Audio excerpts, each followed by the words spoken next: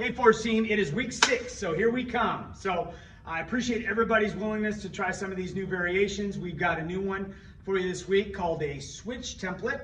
And each of the blocks will be 6 minutes long, but there's going to be a few more transitions between the blocks just to kind of keep things moving. I think it will actually help with the pace of class. I think it's something new, which I'm excited to hear the feedback on it. So this is kind of how it's going to go. So you'll do the regular warm-up from last week. I like that we keep that familiar and keep it kind of consistent so that you get better coaching it, and of course the participants that show up each and every week get a little bit better at performing them. From there you'll demo block 1, the bench side and the rack side. The bench side is going to be a little bit more single dumbbell focused.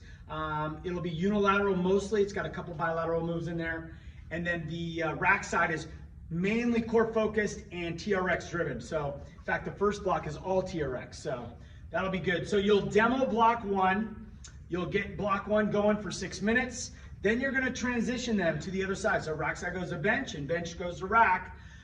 My suggestion to you is that the bench side leaves the dumbbells where they're at and goes and to the rack side, and the rack side can bring a couple dumbbells with them if they want, if they can't see that the other side already has the dumbbell they need. But having a few dumbbells over on the bench side, I think, is a benefit, not a deterrent. So let that happen, but get them moving and get them going on block, or really block 1 second time through. They'll go ahead and do that, and then you'll transition them again to the original spot. So the rack side will go back to the bench side, and the bench side will go back to the rack side. You'll demo block 2. Your third 6 minutes is coming your way, and then you'll transition them one more time, do the same kind of things, a little bit of refresher on anything that you saw happening during the last block, and maybe throwing a few common flaws out there. I like how we use that in our coaching. Hopefully this release gives you a lot of chances to coach. One is there's there's less reps, or there's less exercises to do than maybe some of the past releases. So I think that gives you a chance to really work individually with people. I'm hoping that you take that opportunity. That is your time to shine. So, and then of course we go to the finisher. The finisher is going to be weight driven, so it can be a medicine ball or a dumbbell. You'll just need one, and we're gonna introduce the core workout with a little bit of weight added to it, which I really think is a benefit for people. So let's go through what block 1 looks like. It is on the bench side. You're going to need 1 dumbbell, the goblet bench tap squats, and the single arm plank low row. From there, they're going to go to either the bike or the rower, depending on which one you assign them, or they choose, however you want to do that. They're going to go 30 seconds hard. Then they're going to take a 30-second recovery, light easy ride, or a light easy row, and they'll go right back at it again for a really strong finish, 30 seconds hard again. So that 30, 30, 30 is in play. I think that'll really help with the metabolic conditioning, and I think it'll be a nice little addition to this week's workout. So let's go through that real quick. So the goblet bench tap squats, I think you need to go fairly significant on that.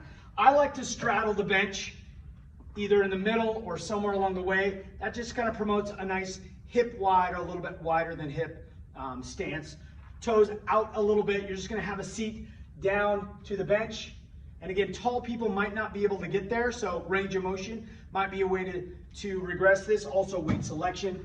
I like the goblet hold because it produces, or it actually promotes, that upright position instead of having people tip over a little bit on their squats. From there, they're going to go to a single arm plank low row. I think right around the same amount of weight will work good. The plank is off the bench, so that's something new.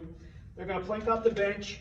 You're going to get them set up a little bit wider in the feet, gives them a little stability. You can have them bring it in if they're having trouble holding that position with their core. Whatever you need to do, that dumbbell is going to just slide off the bench, and it's going to pull it right into the hip. Just right above the hip is kind of where you're going. Again, a variation or a regression would be less weight. It could be without the bench, and they could just do, single arm rows just off their hands. So there's a couple different options there. Then they go to the 30, 30, 30. Remember, it's 8 reps for the goblet tap squats. That's 8 total. And then they'll do 8 low rows on both arms, left and right. Okay? And then we go to the rack side, which is TRX driven. I like this one. It's got a TRX high row. We use this, I think we've used this in the past, but TRX again, the distance between the wall and the feet determine difficulty. High row means we're just gonna go nice and high with the elbows. So it's just out here, nice strong core activation, pull it up. Big cinch to the shoulder blades. That's the big key to a TRX high row, is how much cinch are they getting out of that row at the top. And again, it's just 8, all right? So hopefully they can get a little bit more aggressive with their feet position and make that a little tougher. Some people are a little gun shy on that. You'll have to help them. And that's where this coaching is really gonna come into play. I think you can really get into some good coaching this week. Your second exercise is on the rack, is a tricep extension. Probably one of the tougher ones to do. So I'll do them towards you so that you kind of see what's going on, but you're going to extend out the hands. What I would suggest is start people a little bit more conservative. So have them almost start in an upright position. All you're going to do is take your head all the way in between your fists and then push away. So hopefully that feels pretty easy to start with, and then you're gonna progress them by having them walk back little by little, baby steps. Again, it's just 8 reps. They're gonna get lots of opportunity to do this, and then they take a little bit breather. They're gonna keep the same stance for the rollout. Again, I think we've done the rollout before, but I like this one to really kind of bring the core into play, taking it out to a superhero position, back to a Frankenstein position. So don't be afraid to, really coach that pretty solidly. Then you'll switch them 6 minutes, and then you'll do that same block again. They'll be in the other side this time. Block 2, again, I think that same kind of aggressive style, medium to heavy dumbbells, what I have written down. Single arm snatch for the bench side, and then single arm concentration curls. One thing with the concentration curls, I think that they typically grab something a little less than what they really could do. So really focus on trying to get them to try something new in the concentration curl. They're only gonna need 1 dumbbell to do both sides, and then they've got that 30, 30, 30 again. So let's go through those real quick. Single arm snatches. Again, it's a power move. They don't need the bench, they just need a little bit of space. Again, feet need to be about hip distance apart. I'm gonna come back here so you can see that. So hip distance apart here. The weight starts in the middle of their body, and you're just pulling it up using the lower body to start things, pulling it up over the shoulder, and somewhat tight to the body. Don't let it get out here. Don't let them do this. That's not what we want. We want a kind of a zipper effect. So it's just here, zip up the coat all the way over our head. All right, so you got 8 on each side. Again, anybody who has shoulder issues or things that they're a little worried about, have them start light and let them feel the move, get it used to the move before you progress them to a little bit heavier, okay? Then we go to the concentration curls, which is right off the bench. I like this one. Have a seat on the bench. Load the elbow just inside the thigh. You're gonna curl it up to the chest. So it actually should touch the chest. It should fully extend at the bottom, all the way to the chest. So again, just 8 each side. Gives me a chance to really focus on strength, trying something new. Don't be afraid to promote higher or heavier weights for that. Hopefully they're going back to find something new. And then they've got that 30-30 again, or 30-30-30 again, which again will push their lungs and legs at the same time. And then we go into the rack side, block 2. The rack side is the alligator. This one again might challenge some of you. I like this one. I think it's great back and shoulder activation together. And again, all the TRX exercises really makes people be aware of how their core activates for each one of these. So I think that's the benefit that you really need to sell them on, is the core activation is so vital to just daily activities and daily life. So really focus on that core activation. Here's what the alligator looks like. Again, the distance from the wall or the rack will determine how hard this is. You can start out fairly conservative. You're gonna go fully extended here. Your knuckles are pointing at the ceiling and the floor. You're just gonna open the jaws and then not allow slack in it, bringing it back down. Then you're gonna flip it, open the jaws the other side, and bring it back down nice and controlled. These should be slow. Again, regression would be to walk away from the wall. Progression would be to walk towards the wall and really slow it down. I want that pace to be part of your difficulty. Then we've got another tough one. I'd say the rack side's probably a little tougher than the bench side as far as actual execution. So this next one, hopefully you can see me back here. This one's done on the ground, so don't be afraid to have some mats out for people. It is a press up, tricep press up. So what you'll want to do is get down in this position, grab the shoulder with the down hand. The hand that's not touching the shoulder is the one that's doing the work. So we're just gonna push ourselves up. All right, you can bend the knees, you can extend the body. We're just pushing up and we're finding the tricep right there. You're gonna feel that. Hopefully people understand what that means. The regression would be to just have them come up just a little bit, just to flex it a little bit. They're gonna find out their tricep strength pretty quickly in that tricep press up. And I love that one. 8 each side is really gonna throw a little bit of a burnout. And we swapped out these templates because we did triceps twice and we do biceps once. So we kind of split up the triceps so that there's a little bit of space in between.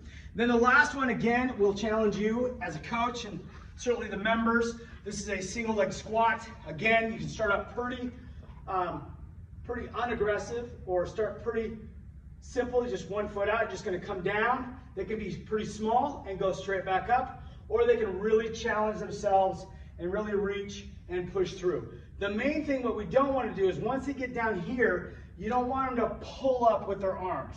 Those arms need to be fully extended, come on down, even if it's a smaller movement, even if it's just a few inches, so they can feel that activation in the individual leg that's working. So that one, if you have questions on, let's talk about them, but I think that one will really benefit people who are trying to get some lower body strength. We split up the squats so that that would happen a little bit more uniformly, okay? So those are the exercises. We go to the finisher. Again, you're gonna need a weighted help in that, whether it's be the dumbbell or the medicine ball. Again, you'll wanna move the bench out of the way. Let me get that out of the way. You can kind of do that while they're getting themselves together. So there's 3 moves on the finisher for 4 minutes. Each rep count is 8. Let me show you what that looks like. You got double crunches, which I love. I think we did these in the core coaching. Right here, dumbbell right at the knees, just going behind the head, extending and bringing it back in. These should be slow. Nothing should be fast on these, okay? From there, you're gonna go to a plank pull through. So you're actually gonna go flip them over, get into a plank position. There's some options here. One is they just hold, actually they'll plank it out here. They're gonna pull right here along their abdominals. So most people wanna pull across their shoulders. Well, the problem with that is your hands are in the way. So they're gonna have to pull down here. So getting in position is key. They can do these off the knees, they can do them off the toes, doesn't matter. I'm gonna do them off the toes because I think there's a lot of benefit here. Just gonna reach underneath, pull it through, and reestablish the plank. All right, and we back to the other side, pull it through. Nice thing is all the dumbbells are hexagonal, which means they'll stay put. They won't roll like these, so that's good. And then the last one is a weighted crunch with a little bit of leg raise added in. So that one is done here, and you can do it with your dumbbell extended or across the chest. I kind of like extended. I think going up here, bringing the feet up, you're gonna crunch, and you're gonna allow those feet to come down, bring it back up, crunch, feet come down. Option is to bend the knees a little bit, crunch. You can do this obviously without weight. If anybody's having issues with that, don't be afraid to vary that up. It is the end of the workout, so they're gonna be fairly fatigued, and we've got a lot of core stuff throughout the whole workout. So it wouldn't be surprising if people needed to just leave the weight off to the side, but it is a nice little awakener for the finishing move, all right? And then the cool down happens, same cool down as last week. I think, again, familiarity is a big success thing for us, and I think, repetition is the mother of all skill. So with that, that is your week 6 switch template, 6 minutes each side, keep transition somewhat smooth. Don't over-explain things. I'd rather see you get on a one-on-one basis and really help somebody understand what the TRX alligator is or what the single arm concentration curl is. Work with the individuals. You've got plenty of time to do that. I think that this one will really challenge you to make sure you know your participants and you kind of know their strengths and weaknesses. With that, have a great night. Have a great Sunday. We'll see you tomorrow. And good luck to Monday coaches because you guys are first up. All right? Have a good weekend, guys. Thanks.